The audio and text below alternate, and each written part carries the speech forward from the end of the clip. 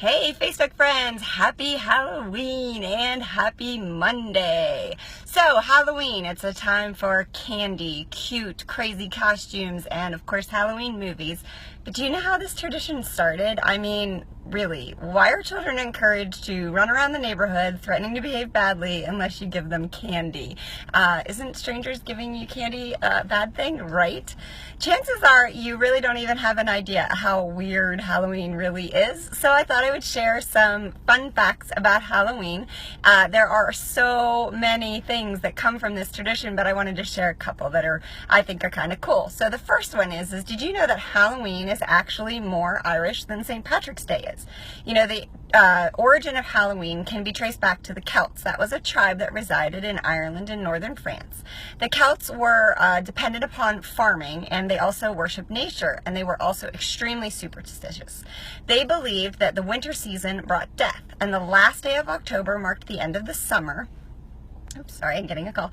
And the end of summer, and November was the beginning of winter. The Celts actually celebrated this last day of October, and they did believe that the dead were going to visit them, so they left food and drinks outside of their homes for the spirits of the dead.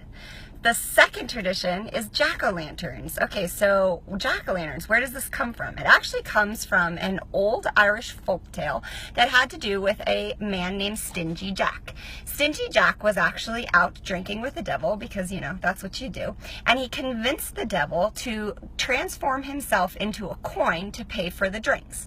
Stingy Jack then took the devil, now shaped like a coin, and stuck him in his pocket. In his pocket was also a silver cross, which made it so that the devil could not transform himself back from being a coin. Stingy Jack made a deal with the devil, and he said, "I will allow you to come out of my pocket and transfer back as long as you promise never to claim my soul." So, when Stingy Jack died, God decided that Stingy Jack was not good enough to become into heaven, and the devil had already agreed not to steal his soul, so Stingy Jack was forced to roam the earth with only a burning piece of coal for light. So the Irish decided to start a tradition of carving scary faces into beets, potatoes, and turnips, and put them outside of their homes to scare away Stingy Jack and other souls that were roaming the earth. And so that is where the jack-o'-lantern came from. Trick-or-treating, where did this come from? All right, so this has been around forever. In medieval times, people actually called it guising, and they would go from door to door, and they would beg for food or money in exchange for songs or prayers.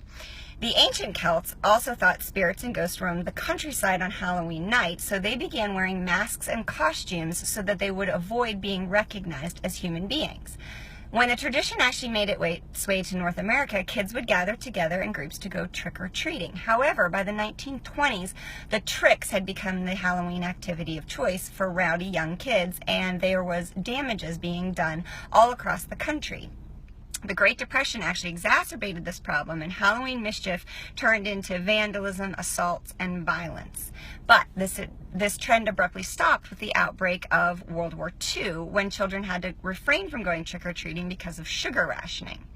Then, at the height of the post-war baby boom, trick-or-treating resurfaced, but this time candy companies capitalized on the lucrative ritual and launched national advertising campaigns specifically targeted for Halloween. So now it became more about the treats than it did about the tricks. Today, Americans spend an estimated $6 billion annually on Halloween. So here's another fun fact. Candy corn, not my favorite. If you're somebody who likes candy corn, drop a comment below and let me know, because I can't stand it. I don't know how anybody eats it. But did you know that annually 35 million pounds of candy corn will be made? That equates to about 9 billion pieces of candy corn, which is enough to circle the moon nearly 4 times if it's laid end to end. So 90% of parents do admit to sneaking goodies from their kids' Halloween candy. Although I can promise you I'm not going to eat the candy corn, I'm curious, what is your favorite Halloween candy to steal from your kids? The statistics have shown that the #1 candy of choice for years, actually for the past 40 years, is the Snickers bar. And that is my favorite, and that is the one that I would steal because, I can't get enough of it. So candy corn, not so much. Snickers bar, absolutely. If you're somebody who likes to take things from your kids' treats, let me know what it is. I'd be interested to hear. Tonight is trick or treat for many of us. If you're out and about, please drive slowly. Keep an eye out for kids that are out trick or treating, and enjoy this night. I cannot wait to see all of your pictures. I hope you enjoyed today. If you did, feel free to like, comment, or share. If you know of a Halloween tradition that I didn't touch on, please feel free to comment below, and have a very, very happy Halloween.